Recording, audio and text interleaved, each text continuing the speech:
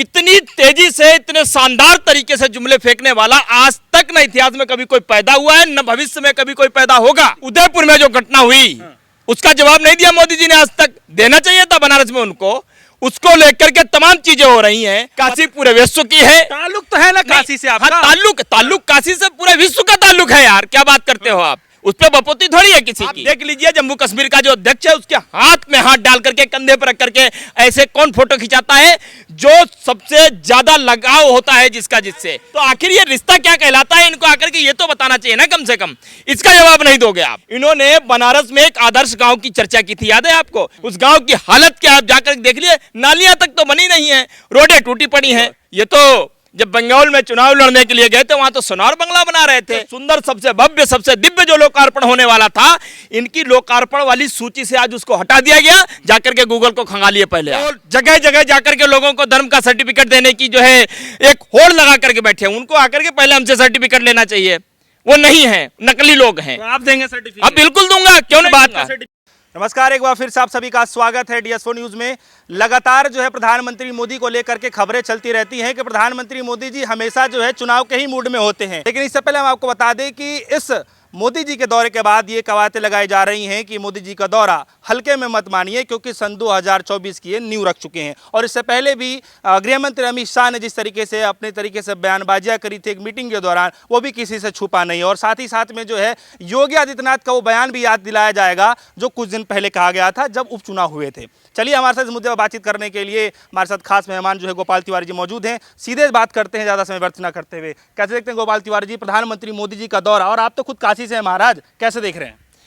ये ठीक उसी तरीके से है। आप चाहे आप इनका पूरे दिन का एक भाषण उठा करके देखो आप, तो भाषण जब मोदी जी दे रहे थे ऐसा लग रहा था कि कई बार तो ये टेलीप्रॉम्प्टर से देख रहे थे, लेकिन पहली बार आज ऐसा महसूस हो रहा था कि मोदी जी खुद ही एक टेलीप्रॉम्प्टर हैं। और उस टेलीप्रॉम्प्टर के अंदर एक नई टेक्नोलॉजी इजाद की गई है जिसमें एक कोई रिकॉर्डिंग सिस्टम है। तो जब बोल रहे थे उनके शब्द आप उठा करके देख लो। उससे क्या मतलब? नहीं, मतलब है, उससे मतलब इसलिए है क्योंकि देश के प्रधानमंत्री की आबरू इतनी तेजी से गिराई है इन्होंने जिसकी कोई सीमा नहीं है। और मैंने शायद इतिहास में कभी, क्योंकि इतनी उम्र नहीं है कि मैं बाबा आदमखोर के जमाने में हुआ करता था, लेकिन मैंने कभी इतिहास में जितना जो कुछ पढ़ा कभी इतना गिरा हुआ प्रधानमंत्री नहीं देखा।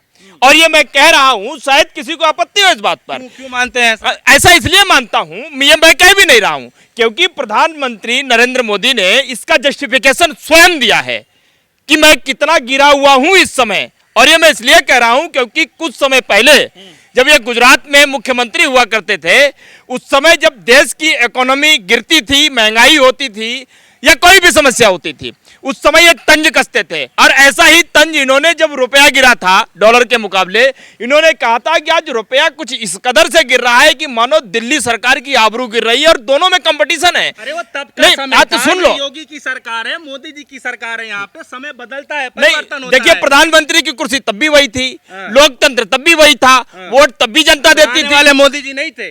अच्छा, कौन थे फिर? चलाने वाले मोदी जी नहीं थे। कौन थे? प्रधानमंत्री के सीट पर बैठने वाले मोदी जी नहीं थे तब। कौन थे फिर? आपसे पूछ रहा हूं ना, बताओ कौन थे।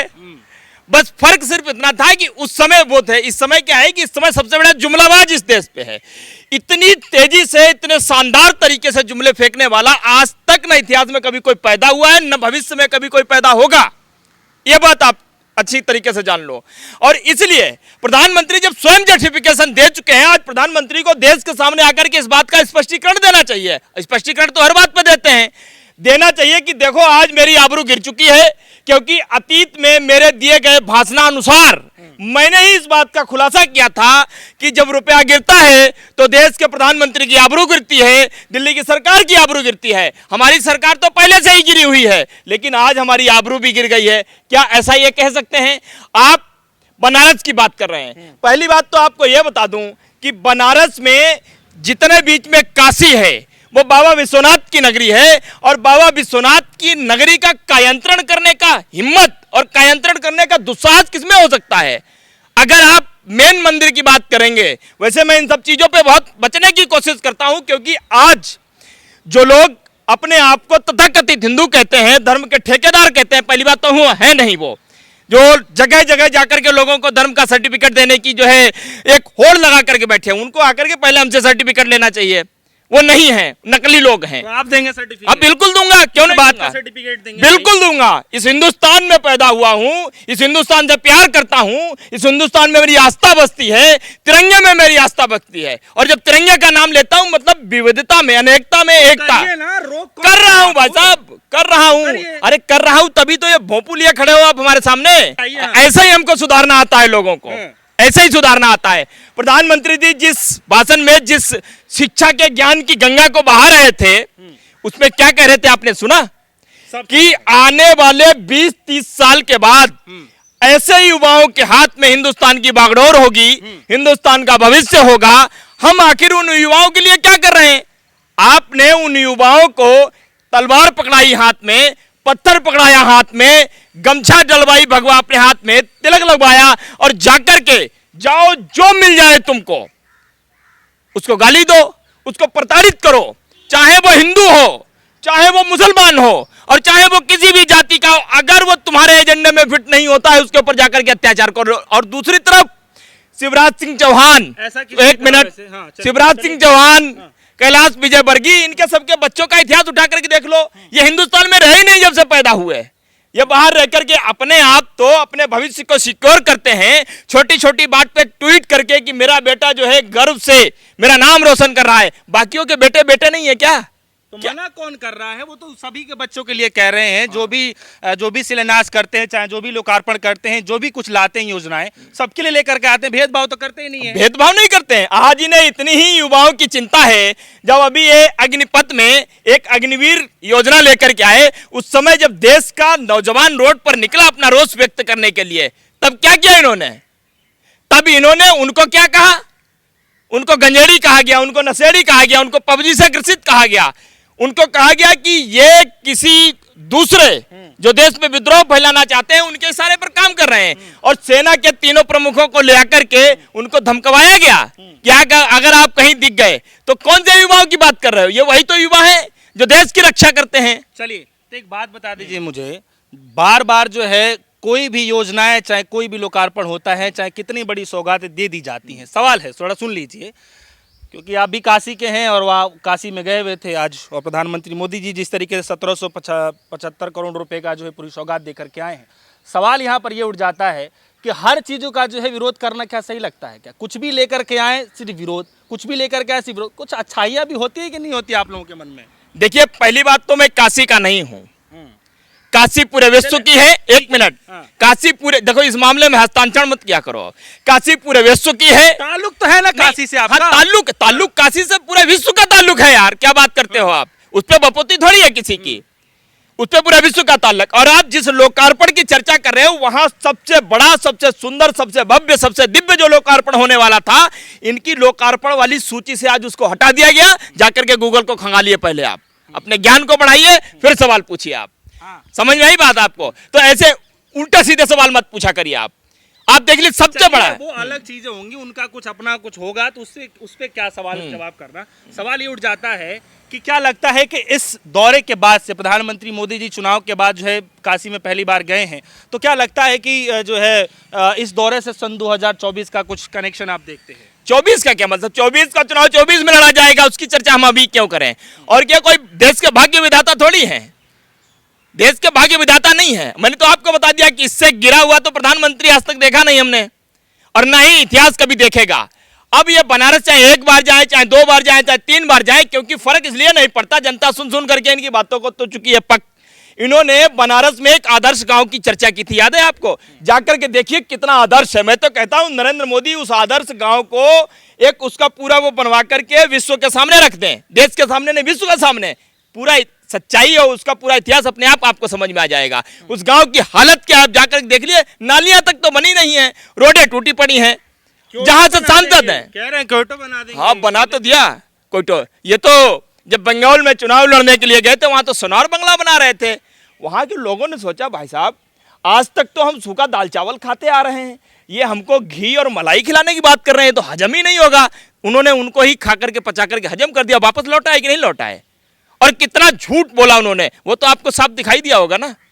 चलिए, तो पहले से अच्छा खासा प्रदर्शन रहा था बंगाल के अंदर बीजेपी का। चलिए खैर सवाल अलग है, सवाल यहाँ पर ये है कि क्या लगता है कि जिस तरीके से आप कह रहे हैं कि जो है जनता इस समय सुनना नहीं चाहती, उनके भाषणों में वो दम नहीं है, मोदी मैजिक खत्म हो रहा है, क्या आपको लगता है कि हकीकत में ऐसा है या सिर्फ बयानबाजियों से ही आप मान रहे हैं? क्योंकि मुझे तो नहीं लगता, क्योंकि अभी हाल ही में उपचुनाव हुआ, फिर से बीजेपी जीत करके आ गई। लो अभी विधानसभा का चुनाव हुआ, उसमें योगी जी जीत के आ गए दोबारा सत्ता में, तो मुझे तो नहीं लगता कहीं से भी। देखिए, जनता बहुत अच्छी तरीके से जानती है कि इस समय चुनाव कैसे जीते जाते हैं। मैं तो देखो, मैं इसलिए घुमाता नहीं हूं बात को। जब अभी महाराष्ट्र में कुछ दिन खेल चला, वो हमारे यहाँ गांव में एक कहावत कही जाती है ना कि जब बंदर हाथ बटेर लग जाए तो उसका दुरुपयोग करती है। जो महाराष्ट्र में खेल चला, महाराष्ट्र में किस कदर असम के मुख्यमंत्री समेत लोगों ने कितने नोट बरसाए, उतने नोटों में से आधे नोट बचा करके जो सड़क पर बीते दिनों अग्निवीर के खिलाफ में लड़के निकले थे उनको दे देते तो उनकी समस्याएं सॉल्व हो जाती। लेकिन आप देखिए यहां से चरित्र साफ दिखाई देता है। नाम बदल करके जो अभी चेंज हो रहा है धीरे धीरे करके, ये ऐसे बीज कब से बोए गए? ये अचानक से पैदा हुए या पहले से थे या इनको प्रयोग करके देखा गया या इनका कोई सहयोग था? 1 मिनट बात नहीं काट सकते, सुनिए आप। जल्दी जल्दी। उदयपुर में जो घटना हुई उसका जवाब नहीं दिया मोदी जी ने आज तक। देना चाहिए था बनारस में उनको। उसको लेकर के तमाम चीजें हो रही हैं, पत्रकारों पर भी दो तरफा कार्रवाई हो रही। लेकिन सबसे बड़ा सवाल यह है कि आज जम्मू कश्मीर में, क्योंकि यह देश सनातनियों का कहा जाता है, हिंदुओं की इस देश से आस्था है, उन्हीं हिंदुओं पर और जिसने साजिश रची वो जम्मू में बीजेपी के माइनॉरिटी में सोशल मीडिया का अध्यक्ष नियुक्त किया गया। आप देख लीजिए जम्मू कश्मीर का जो अध्यक्ष है उसके हाथ में हाथ डाल करके कंधे पर रख करके ऐसे कौन फोटो खिंचाता है? जो सबसे ज्यादा लगाव होता है जिसका, जिससे उतनी ही प्यार और प्रेम, उतनी ही मोहब्बत और शिद्दत से फोटो खिंचाता है। तो आखिर ये रिश्ता क्या कहलाता है? इनको आकर के ये तो बताना चाहिए ना कम से कम। इसका जवाब नहीं दोगे आप इसका जवाब दूसरी तरफ से कर ले जाओगे। है आपके पास इसका जवाब? अरे सुन तो लीजिए, 1 मिनट बात सुनिए, आप मुद्दे से भटक जाते हैं। क्यों, क्या भटक गए मुद्दे? सवाल मेरा ये है कि आप भी ब्राह्मण हैं और बनारस से काफी अच्छा ताल्लुक भी रखते हैं। प्रधानमंत्री मोदी जो वहाँ का उनका सांसदीय क्षेत्र है, तो आप ब्राह्मण हैं क्योंकि इतना सब कुछ कह रहा है, शिक्षा को लेकर के जिस तरीके से बहुत बड़ी बड़ी बातें करके गए हैं वहाँ से, तो आप लोगों के मन में चल क्या रहा है? क्योंकि जब आपके मन को जान लेंगे तो समझ जाएंगे वहाँ के लोगों के मन में क्या चल रहा है आपके मन में। एक बात आप मुझे बताइए, जिस राष्ट्रीय शिक्षा नीति की ये बात कर रहे थे, क्योंकि मैं शिक्षक रहा हूं और एक शिक्षक के कंधों पर देश के भविष्य को पैदा करने की नैतिक जिम्मेवारी होती है, मूल्य कर्तव्य होता है। मुझे मालूम है ना क्या हकीकत है। मैंने राजस्थान से लेकर के दिल्ली से लेकर के तमाम राज्यों में अलग अलग जगह मैंने बच्चों को पढ़ाया है, शिक्षित किया है। आप बताइए, पुरानी जो शिक्षा नीति जिसको ये खराब बता रहे हैं, जिसको ये घटिया कह रहे हैं कि उससे कुछ आज तक हुआ नहीं, उसी शिक्षा नीति के बल पर एपीजे अब्दुल कलाम पैदा हुए। उसी शिक्षा नीति के दम पर तमाम ऐसे लोग पैदा हुए जिन्होंने देश का सर गर्व से ऊंचा किया। और उसी शिक्षा नीति के दम पर आपने इंटायर पॉलिटिक्स की साइंस डिग्री ली, जो आप दिखाते फिरते हो हर जगह। समझ गए ना? तो नई शिक्षा नीति आप लागू करें, नहीं लागू करें, और करें भी, मैं तो उसका समर्थन करता हूं। लेकिन आपसे हाथ जोड़ करके इस बात की मैं विनती करता हूं कि जो पुरानी चीजें हैं उसको तो सुचारू रूप से लागू कर दीजिए। चलिए, छोटे छोटे सवाल हैं, कम शब्दों में जवाब दे दीजिए। अमित शाह का ये कहना है कि भारतीय जनता पार्टी 30 से 40 सालों तक कहीं जाने वाली नहीं है, आप इसको कैसे देखते हैं? मैं तो 30 से 40 साल, आप क्या कहते हो? मैं तो कहता हूं 300 से 400 साल जाने वाली नहीं है। क्योंकि जिस नीति, जिस रणनीति, जिस घटिया मंसूबे के साथ ये चल रहे हैं, इस देश को बर्बाद कर देंगे, तबाह कर देंगे, तोड़ देंगे, जहर भर देंगे, रोज व्याप्त कर देंगे। तो करें राज लंबे समय तक, कौन इन्हें हराने वाला है? कोई हराने वाला नहीं है। योगी जी ने कहा है कि आने वाले चुनाव में जो है सन 2024 का जो चुनाव है, 80 की 80 विधानसभा सीटें जो है यहाँ से निकलने वाली, लोकसभा की जो सीटें हैं। अरे योगी जी क्या क्या कह रहे हो? मैं तो कहता हूं ऊपर से नीचे तक इनका स्ट्रक्चर बिल्कुल पैरेलल है, समान है। तो इनके मुंह सिर्फ अलग अलग हैं, बात तो सबके मुंह से एक ही निकलती है। एजेंडा तो सबका एक ही है, और एजेंडा देश को बर्बाद कर देना, एजेंडा देश को तोड़ देना। और उसके सफूखे, उसके कई उदाहरण आज आपको दिखाई देते हुए मिल रहे हैं। चलिए हमारे साथ जो है गोपाल तिवारी जी मौजूद रहे और उनसे हमने खासा बातचीत करी। हालांकि प्रधानमंत्री नरेंद्र मोदी ने जो है जिस तरीके से बनारस के लोगों के लिए सौगात दिया है, यकीनन एक बहुत बड़ा काम माना जा रहा है। और उनके आईटी सेल के द्वारा ये खबरें लगातार चल रही हैं कि जिन्होंने कभी सदियों में नहीं सोचा होगा, प्रधानमंत्री मोदी ने वो काम कर दिखाया। क्योंकि चुनाव के बाद प्रधानमंत्री मोदी जी पहली बार वहाँ पे गए थे और वहाँ के लोगों के लिए बड़ी सौगात दी है। आपके मन में क्या कुछ चल रहा है, आप हमारे वीडियो कमेंट सेक्शन में जाकर के जरूर बताइएगा। और फिलहाल इस बात पर लगातार खबरें चलती रहेंगी कि सन 2024 से पहले ही क्या भारतीय जनता पार्टी उन लोगों को लुभा पाएगी जो उनसे नाराज चल रहे हैं। फिलहाल के लिए इतना ही, जुड़े हमारे साथ, देखते रहिए।